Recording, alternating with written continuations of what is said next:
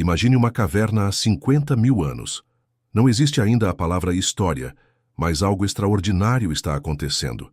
A luz tremulante de tochas feitas com gordura animal, sombras dançam nas paredes rochosas. Um jovem Homo sapiens segura nas mãos algo revolucionário. Não é uma lança, não é comida. É um pedaço de ocre vermelho. E com ele está prestes a criar algo que nunca existiu antes na Terra. A primeira fantasia visual da humanidade. Por que uso a metáfora da Disney? Porque assim como o Walt Disney criou um império baseado na capacidade de transformar sonhos em realidades visuais que tocam corações ao redor do mundo, nossos ancestrais paleolíticos foram os primeiros a descobrir que imagens podiam carregar emoções, ensinar lições e criar mundos que transcendiam a experiência cotidiana. Eles foram os primeiros Imagineers da história humana. Naquele momento, sem saber, aquele jovem estava fundando a Disney da Idade da Pedra. Mas o que levou nossos ancestrais a decorar as profundezas escuras da Terra com imagens que transcendiam a realidade? E por que essas primeiras histórias nasceram justamente onde a luz do sol jamais tocava? Por volta de 65 mil anos atrás, algo extraordinário aconteceu no cérebro dos primeiros Homo sapiens que deixaram a África. Não foi apenas a capacidade de fazer ferramentas, os neandertais também faziam. Não foi só a linguagem básica, outros hominídeos provavelmente também se comunicavam. Foi algo mais profundo, a capacidade de imaginar realidades que não existiam. Os neurocientistas modernos chamam isso de revolução cognitiva, o momento em que nosso cérebro desenvolveu a habilidade de criar ficções coletivas. Pense nisso.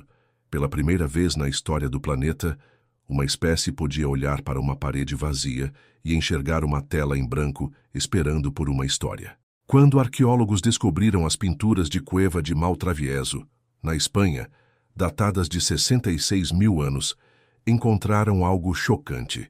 Não eram apenas mãos estampadas na rocha, eram mãos que pareciam emergir da própria pedra, como se a caverna fosse um portal entre mundos. Os artistas primitivos não estavam simplesmente decorando, estavam criando a primeira realidade virtual da história. Imagine o impacto desse momento. Pela primeira vez, alguém olhou para uma superfície plana e disse: "Aqui eu vou criar algo que não existe." Desça 20 metros abaixo da superfície, na caverna de Lascaux, França, há 17 mil anos. O cheiro da fumaça das tochas mistura-se com a umidade fria da rocha calcária. Um grupo de jovens caçadores acabou de retornar de uma expedição fracassada. Não trouxeram carne, mas trouxeram algo mais valioso, uma história. E essa história não seria apenas contada, seria pintada. Nas paredes de Lascaux, eles não criaram simples desenhos de animais. Criaram as primeiras sequências narrativas da humanidade. Observe os cavalos em movimento, as cenas de caça que fluem como quadros de um filme. Há até mesmo algo que os arqueólogos chamam de efeito de animação. Quando a luz das tochas trêmula, os animais parecem correr pela parede. Mas por que dentro das cavernas? Estudos recentes em acústica arqueológica revelam um segredo fascinante. As pinturas estão sempre localizadas nos pontos onde o eco é mais intenso. Nossos ancestrais descobriram que certas câmaras subterrâneas amplificavam vozes e sons de forma mágica. Como disse o arqueólogo francês Jean Clotes, especialista mundial em arte rupestre, as cavernas decoradas eram teatros sagrados onde o visível e o invisível se encontravam, onde as histórias ganhavam vida através da luz e do som. As cavernas eram literalmente os primeiros teatros surround da humanidade. Imagine você sendo transportado para a caverna de Chauvet há 36 mil anos. Você não está apenas vendo pinturas, está assistindo ao primeiro filme da história.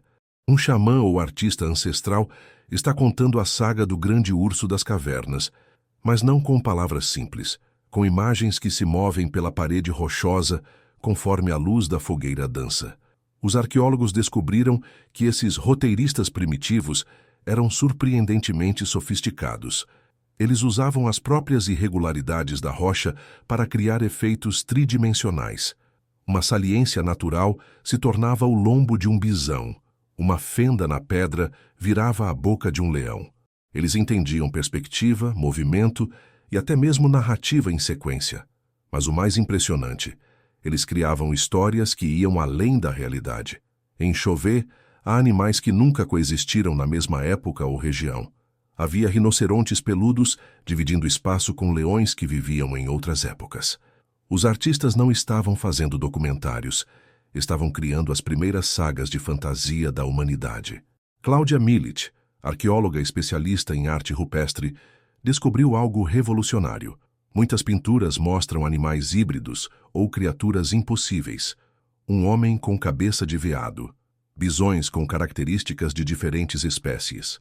Os primeiros humanos não estavam apenas registrando o que viam, estavam inventando personagens, criando mitologias, construindo universos ficcionais. Eles eram, literalmente, os primeiros criadores de mundos fantásticos da história. Mas aqui vem uma pergunta crucial. Por que nossos ancestrais investiam horas preciosas criando essas fantasias elaboradas? Em um mundo onde cada momento significava a diferença entre sobreviver ou morrer, por que perder tempo com arte? A resposta está na função social e psicológica do storytelling primitivo. Essas histórias visuais não eram entretenimento, eram tecnologia de sobrevivência. Primeiro, elas funcionavam como os primeiros guias visuais de sobrevivência da humanidade. Uma sequência pintada de caça não apenas celebrava uma vitória passada, ensinava táticas para futuras expedições. Era como ter um manual de instruções ilustrado, mas infinitamente mais poderoso porque incluía emoção e contexto. Segundo, essas narrativas criavam algo revolucionário: identidade de grupo. Quando jovens caçadores viam suas próprias histórias pintadas nas paredes sagradas, eles não eram mais apenas indivíduos lutando pela sobrevivência. Eram personagens de uma saga épica, heróis de sua própria mitologia. E terceiro, talvez o mais importante, essas fantasias eram as primeiras ferramentas de cura emocional da humanidade.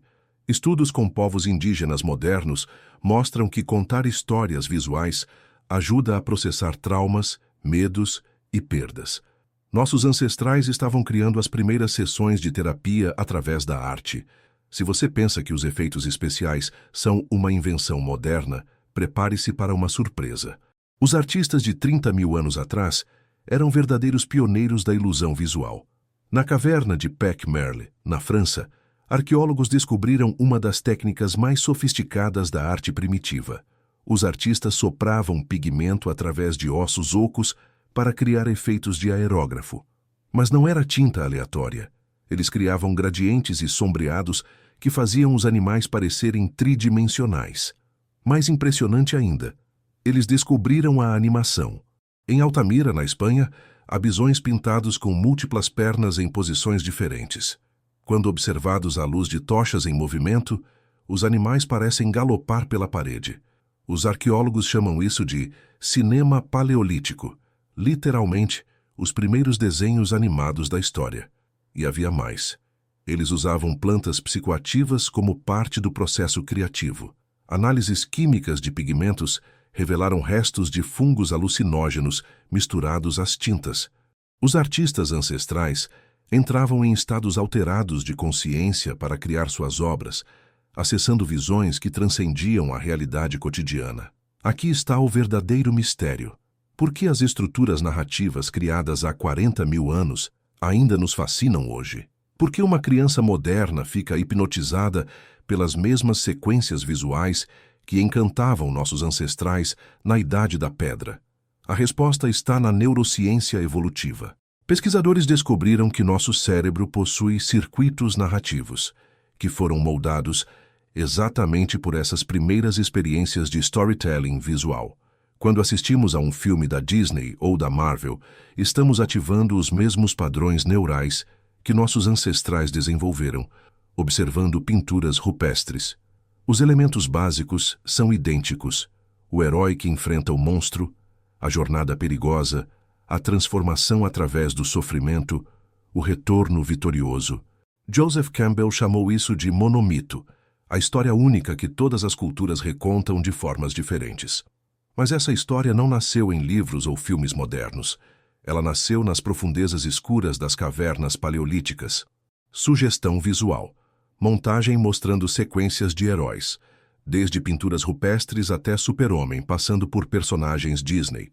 Quando você assiste ao próximo filme, lembra de uma música que toca fundo em sua alma ou se emociona com uma história simples? Você está experimentando algo que nasceu há dezenas de milhares de anos nas profundezas da Terra.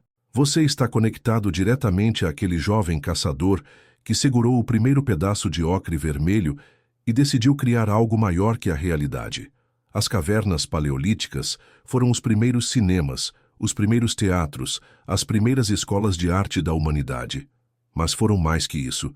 Foram os laboratórios onde nossa espécie aprendeu a transcender o presente através da imaginação. Onde descobrimos que somos a única espécie no planeta capaz de criar realidades que não existem e fazê-las mais poderosas que a própria realidade. Hoje, quando criamos universos em CGI ou realidade virtual, quando contamos histórias que nos fazem chorar ou sonhar, quando nos perdemos em fantasias que nos transformam, estamos fazendo exatamente o que nossos ancestrais faziam à luz tremulante das tochas. Estamos pintando nossas próprias cavernas, só que agora elas são feitas de pixels e luz. A Disney da Idade da Pedra nunca fechou. Ela apenas mudou de endereço. Se essa jornada pelas origens da imaginação humana fez você repensar o que realmente significa ser humano, curte este vídeo e se inscreve no canal, porque toda vez que você escolhe uma história ao invés da realidade crua, você está honrando o primeiro artista que decidiu que a verdade não era suficiente e que nossa humanidade estava na capacidade de sonhar além do que nossos olhos podiam ver.